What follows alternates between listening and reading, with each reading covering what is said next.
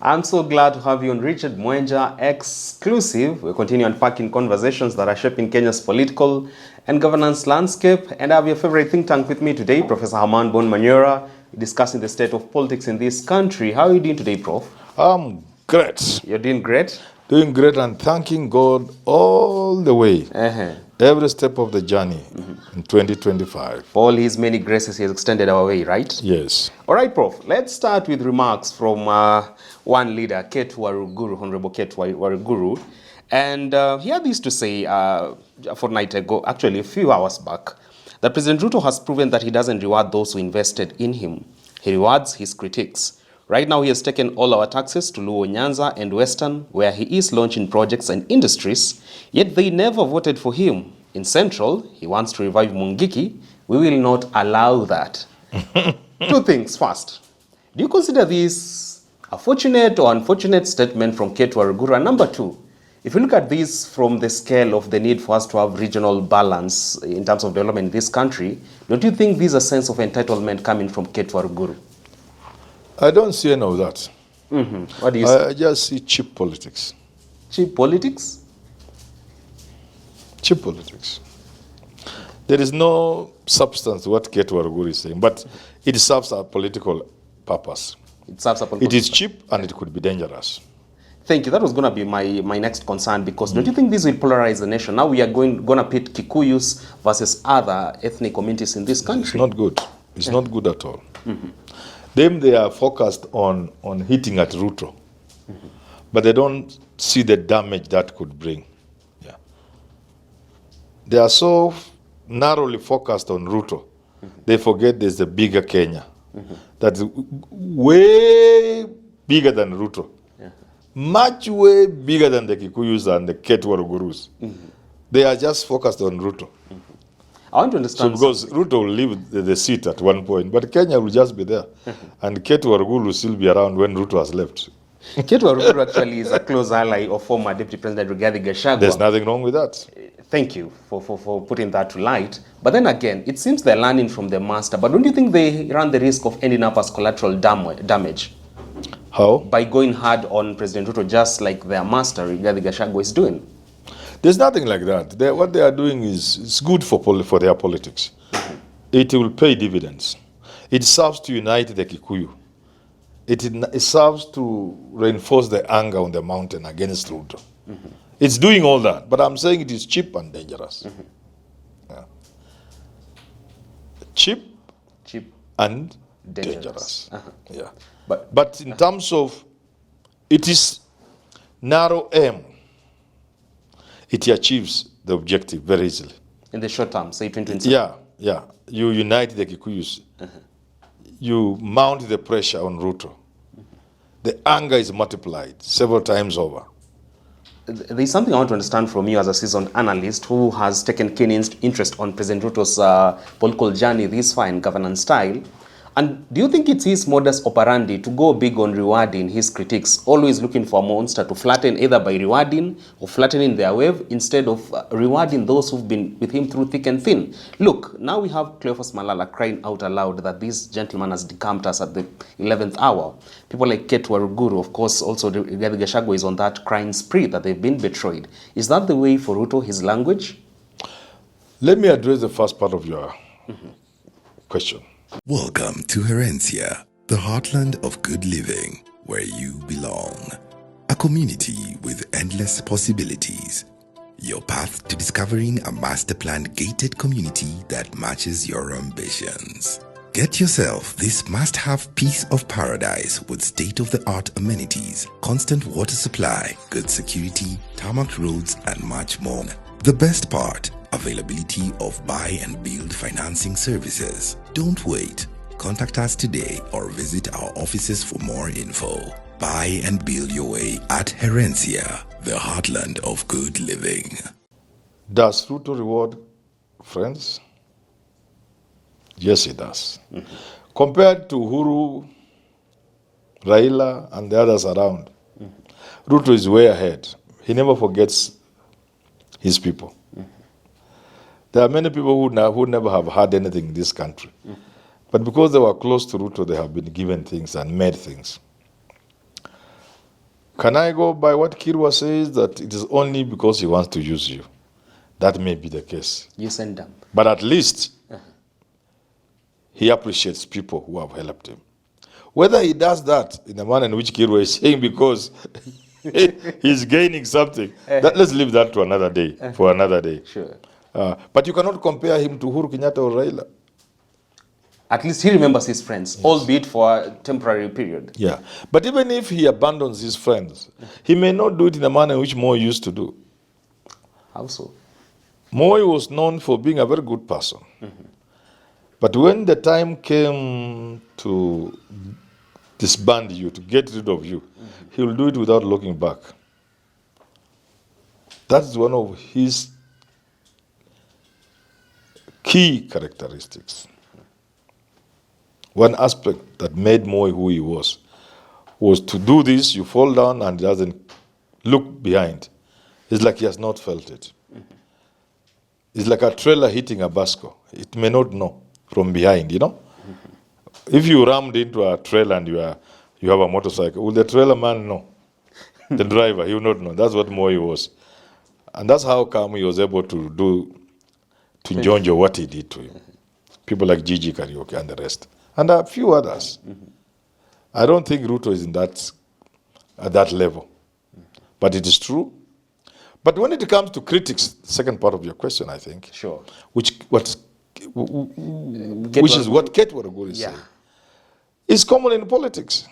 Rewarding critics? No, you want to bring them, you are not rewarding them. Crude English will be you are buying them off. It's a trade business it's a business, it's trade. You buy them off. Buying their silence. Yeah, you buy people's silence, common in politics. Especially third world primitive societies like ours. At the expense of delivering on your manifesto Yeah, agenda? instead of wasting a lot of time, you just buy somebody who makes noise. Kate should not be worried. Even her, at one point, she was rewarded by Uhuru Kenyatta. You remember the time she had jumped from Ruto's side to Uhuru Kenyatta's side and then later back. Made her come back. Yeah, so why did she do that? You are maybe promised a nomination, you know?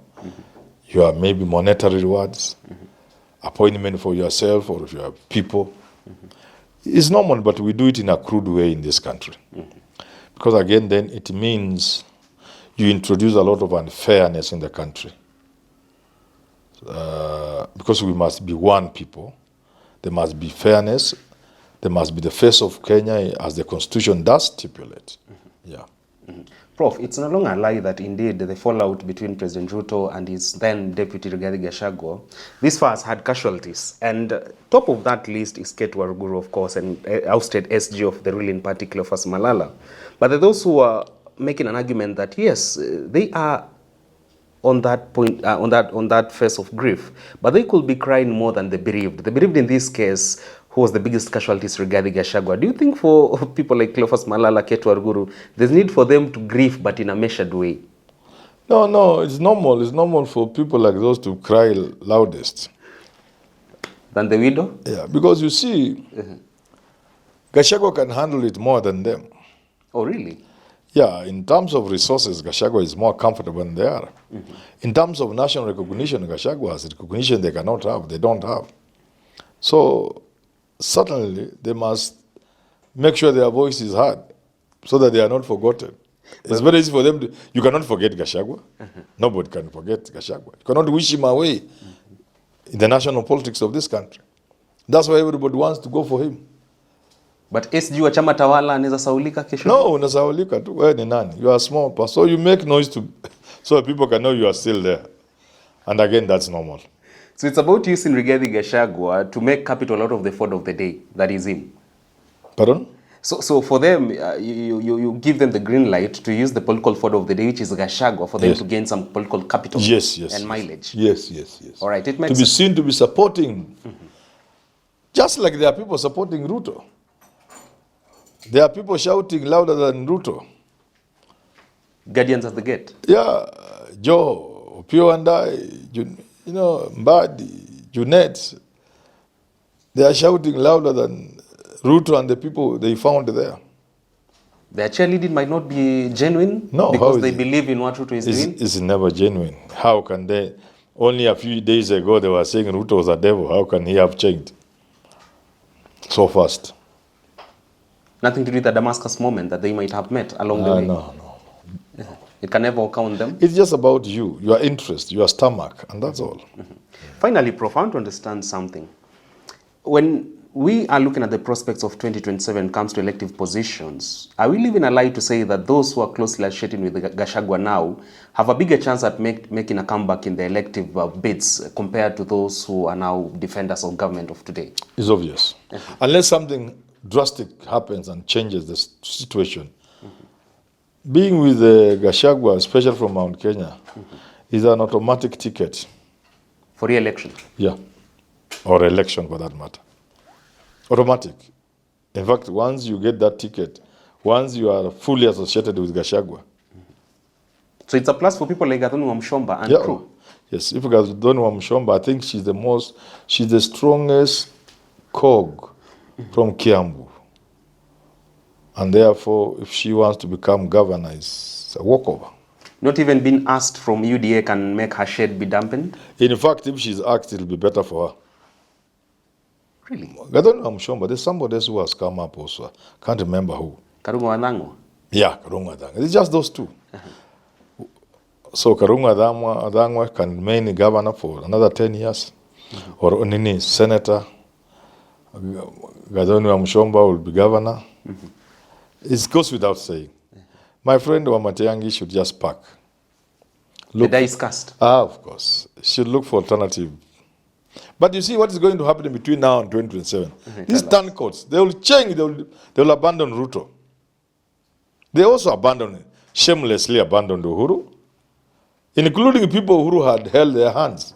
People like Muturi, who had quite been useful to them, helped them a lot. Politicians are just prostitutions, they're just prostitutes. At your time of need, they abandoned. They abandoned. There are people who abandoned Uhuru, I said, God. What's all? There are people who abandoned Raila. People Raila has helped, who would be nothing anywhere in this world if it had not been for Raila. There are people who Ruto has picked from nowhere and thrust greatness, as Shakespeare would say, upon them. Big things, PS, CS. There are people who never have been anything. But their time to bolt from UDA, if it comes, they will leave Ruto. Without looking. That's how it works, especially in this country. People just leave you. I mean, that's why I think I cannot manage Kenyan politics. I always want to go to bed with some clear conscience. Maybe we have paid for it. Maybe that's why we are not wearing a belt of real serious money and shoes of 4,000, maybe. But I always like sleeping with some clear conscience. Clear conscience. And you know me, I sleep like a baby. Oh, really? Yeah, me, I sleep like 8, 9, 10 hours. Say for the little YouTube noise that hit your doorstep once in a while. Yeah, but really nothing bothers me. I just sleep. So I think I'll be a poor politician. You help me, you guide me, you make me, then I close my eyes and stab you. I think I can't sleep with that. I can't live with it. You can't do that. So, but that's Kenyan politics. We expect people to troop out of UDA towards the Gachagua side without any measure of shame. You'll see them, many. So do you attribute this use and dump, buying critics, rewarding the other side, the thing that has made us really not having the sovereign power that lies with the people, their voice being represented fully in parliament? Yeah, it does dilute democracy. Yeah. You bastardize the politics so that people stand for nothing. People believe in nothing. They don't have self-respect. Integrity counts for nothing. There are no values. Anything goes. And a society like that cannot go far. Not sustainable? No, it's not sustainable. A society where there are no values, where anything goes. Do you attribute that to the misplaced place of money in Kenyan politics? Of course, we have given money space it doesn't occupy anywhere in the world. Money is everything. For money, a Kenyan will do anything. Foreigners are just laughing at us. Small boys from India, China, where they just come here and they just put engineers on their finger like this. And they sign documents and the roads are dangerous, the engineering is bad. At the altar of human life. Yeah. That could be compromised by that. Yeah. Motoring is difficult because of the way the roads are constructed. They don't last, potholes after a year or less. It's our boys and girls who are certifying that as good work because these people give them some little money. People allow expired goods, just only repackaged foodstuffs, to come in these cabs. Dangerous chemicals and foods enter the country, are used in the country. People look the other side because they are given money. In constructions, buildings kill people. Because the engineers and the rest have closed their eyes. People in the city planning department, they have eaten. A structure that can take 3 stories goes to 10. So we've become a society where money is. As some of us exit tukitii amri ya Mungu kwamba binadamu ataishi miaka fulani, we look back and feel sorry for those who think money is everything. Money is not everything. There's a bigger call. Money can only help you do so much. So when you make children die, when you make people die in hospitals because you have diverted funds meant for healthcare into your pocket, at some point, these things will catch up with you. There's a story of a man who died recently, and he has left, I'm sure you know the man, I shall not mention him. He has left, we were discussing with somebody, he did know I knew him. He was bringing that as an example. Only yesterday, he has left trucks and trucks of land all over the place because of his close proximity to power. So was it really worth, is all that land worth it?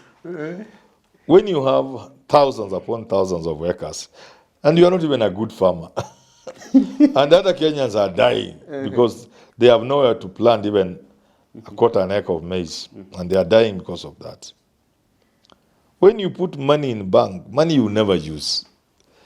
So I think we have elevated money to a place where, and we are paying for it. We are paying for it. The short and long of it, that we are paying for being so stupid in thinking that money is everything. Is the worst yet to come? All the professions in this country, they have sacrificed their professions. They have bastardized their professions because it's about money. And you know what makes me laugh? Tell me. And I think I wrote about it in my book. Why things won't work in Kenya? Yeah, when you have this money, what does it really do? A friend of mine was boasting to me. He didn't know I was just enjoying him. That, oh, my daughter is this, I have given my son this, I've done that. I was just sympathizing with him. And there you are. Having not given your... No! We are denying our children the pleasure of achieving and creating. Anybody who has put up their own house, inaposonga juu, the satisfaction you get every day, kama ulikuwa kazini unapita kukuta umejenga imefika hapa, there is something you feel. Then you put the roofing. When you come approach from far, you see there is something you feel. Is what human beings should live for. Now you deny your children that by giving them everything. And this led to the hippie movement in America in the 1960s, where children were rebelling against too much at home. Everything you want is there. Life is artificial. Life is about some struggle, some sweat, and the Bible says that much, the Quran says as much. Life is about some struggle. And the laws of nature even show it is true. Without friction, there's no movement. The story told by somebody, I don't know who this, I think somebody, I forgot his name, parroted by Mutai Nguyen someday when he used to write, of a man who saw a caterpillar was struggling to break through a butterfly. You know, it struggles to in that stage. Then he thought he should help it, akatoa. It could not become a butterfly. It's in the process of that struggling to get out that the wings form and the power to fly is made. That's what life is. So when we get all these things and give our children, we are doing great disservice to our children. Never get pride that I bought my son a house in Lavington. That is stupid. You are killing your son. Manyora won't do that? I will not do that. I don't have money, but even if I had, I will not do that. I better give it to charity, philanthropy. Yeah, then I cannot give houses to my children. You are denying them to live a natural life. You can support them. If you have a daughter, she has struggled to go to school, she has done pharmacy, she has her degree from the University of Nairobi, she's employed somewhere, and she's issuing drugs at the counter. Evans Kidero told me why he left. You know, he was employed after graduating with a degree in pharmacy. I think at the University of Nairobi, your work is to kupeana madawa up. 4 times 3. Then he got a scholarship. Then somebody sat on the scholarship and gave it to somebody. Then he looked and said, now you kupeana madawa. That's what took him to the space, making him what he is today. So let your children struggle kuuza hizo madawa. But should they get somewhere and think, no, mimi nimefanya BComs, kuhesabia watu pesa kwa bank as a teller. No, there's something better I can do. Then they come up with an idea. They need your support. Good. That is good. You have a lawyer son. He has graduated. He has done pupillage. He has done law school, school of law. He has done all that, finished pupillage. He is employed in a law firm. He has gathered some little experience. He says, Dad, my friends and I are thinking of starting something in Ngong. Like the Sabo who used to stay here, Onam, in Kenya Science. The father was working here. When the father retired, he also remained a bit hanging around here, but I met him yesterday. He has now, he told me he stays somewhere. I can't remember where. He has started his law firm. If the father had some money, why not support him? Instead of going to start in a Mabati structure, you can say, no, let us improve it a bit. I can pay for you rent for 1 year. After that, mtakuwa mmejipanga. Mko wangapi? You are 3. Can his father try? No, baba yake hana pesa. Na huyu, this girl comes from a humble background. So, okay, how much do you think if you have to make it slightly better? Okay, 6 million. Okay, I'll do it for you, but you refund me after 3 years. That is good. But your daughter wants to be a lawyer. You go and take top of the range premises. Spend 50 million. Refurbishing it. Yeah. How do you want her to grow as a lawyer? She's reduced to a zombie? Yeah.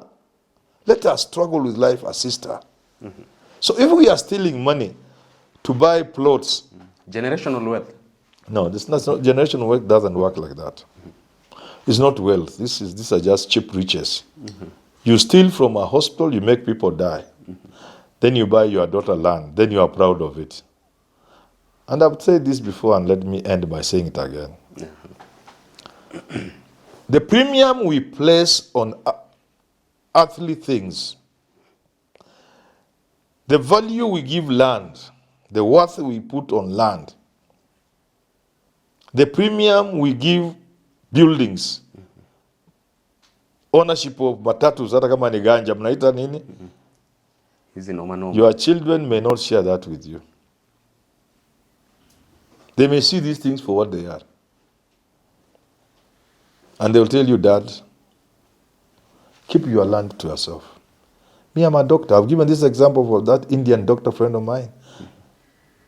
His family is a billionaire family. But he's just treating patients and he's happy with that. He doesn't want those. And there are many people like that. It is our generation that have, we engaged into primitive accumulation after independence. We think our children will do that follow us. You die and you have your 1,000 acres in Kitale. From your grave, count the number of years will pass before your son Ryan goes there. Watu wataanza kulima hiyo shamba mahindi. I'm telling you, and you have children in Nairobi, they don't go there. It happened to my own sister, my own first cousin. They struggled with the husband to buy land around Endebess. A humble family. Keep it to yourself. We don't need it. When they died, we tried to tell the children, one of you go and take care, because those parts land is still a little fluid, you know. Yeah, sure. Ownership is not, you must be, effective occupation is what guarantees you that this is your land. None of them, they told, wako Mombasa, sasa mnasema nini nyinyi? Wapi? Kule tulikuwa siku ile kwa mazishi. Nobody has been there. None of them has been there. I'm telling you as a fact, as a matter of fact. Another cousin of mine died. Another one again. He had bought land somewhere. His children have become of age. They were young then. They were small little girls. They have become of age. None of them has gone there. One is an engineer who is not even being employed. She's busy doing her own things. Very creative and entrepreneurial kind of person. She's creating her own wealth. To tell her to go to that land, she can't go. I don't know whether I'm making a point. The point I'm trying to make to Kenyans. Because you love money so much, you have messed your country. But unfortunately for you, you will not live forever to enjoy these billions. A time will come, you'll die. And you leave these billions. You've seen how people fight over the money when you die. Lawyers have a field day. Children come from nowhere. A 60-year-old man saying he was Kibaki's son and he wants back. 60-year-old. Another 45-year-old man, 45 years, come and say William Olentimama's son. Another one saying Karume's son. Imagine mtu mzee kuliko wewe by 20 years. Anakuja kudai mali hapa. Ati yeye alikuwa baba yangu. 60 years. Women come from nowhere. This is my husband. So why are you stealing money that people will fight over? Look at Michael Jackson. Sure. His estate. How much have people benefited from it? Kila mtu is laying a claim. Bastardizing the entire estate. So when you steal money and make people suffer, children miss school because you have stolen money meant for education. And yet when you die, because you are going to die anyway. Whether someone places you in the coffin now when you are alive, you will die at some point. That's what Gachagua was saying. True. I am wanting to use a bad example. And I want women to forgive me. Please, women, you are my mothers, and I loved my mother so much. So I love women so much. You are my wives, you are my daughters, you are my sisters. So allow me to use this example. Sure. For those of you who are stealing money, men, you say you are a 60-year-old man, you die at 60, 55, 65. Your wife is about 50, 55. If you woke up, you'll find a girl. Really? You'll find her, you'll not know her. Mtapitana kwa gate. Anaambia umeona mama wa hii nyumba? Manyanga. Amekuwa manyanga. Women, please forgive me. But it is true.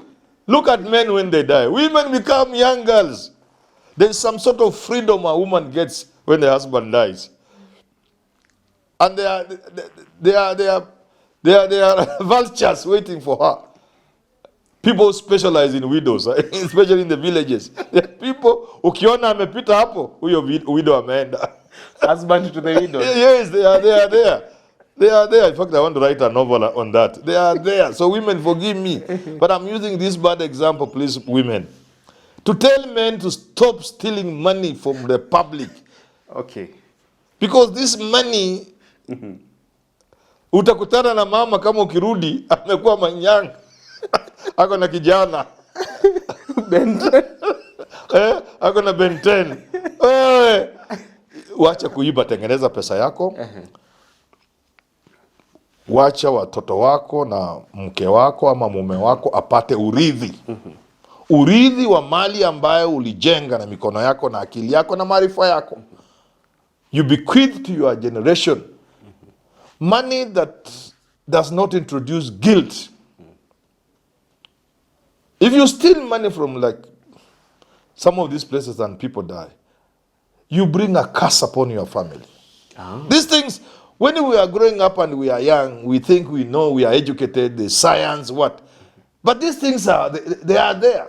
It comes back to haunt you. Generational curse and what have you. When you steal money from places meant for the poor and the miserable, and you take it to your family will never do well. They will never, at some point, it catches up with your family. I'm telling you. Look at these big people who have been around and look at their families. People whose names scared people by way of political power, administrative power, chiefs, what, power of wealth, of money and riches. You pass at a home, hapa ni kwa fulani. Ule alikuwa nani? Hapana, kana. Watoto wanauza kila kitu mpaka wanabomoa hata mabati wanauza kwa nyumba. Watu wanakuja kubeba mawe ya nyumba. But because you stole this money from the public, God has a way of showing the living. I'm not preaching. God has a way of communicating to the living by using example of those who have had misdeeds, who have stolen from the public, who have caused public misery. God communicates by giving you live examples. I rest my case. Thank you for resting your case. Clearly, you fit the bill to be the chief of Luombe village. All thanks to your wisdom, rich wisdom. There you have it from Herman Manyora, think tank in this country. He's dissected our day's conversation talking about the state of politics in this country. I wait to see you on our next edition of Richard Mwangi Exclusive. Keep this conversation going beyond here. I'm at Mwangi Richard across every other social media handle. Get Professor Manyora at H Manyora on X. Until then, do enjoy the rest of your viewing.